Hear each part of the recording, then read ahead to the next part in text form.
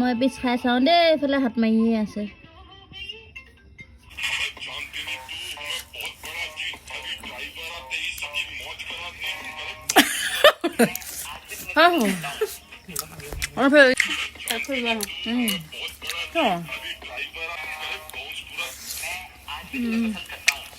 বহুত টেষ্টি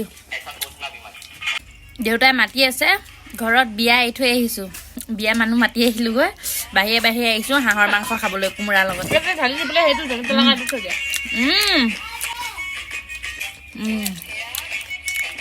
পেটু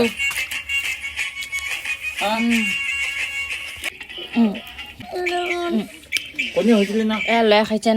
কণী ওলা নাই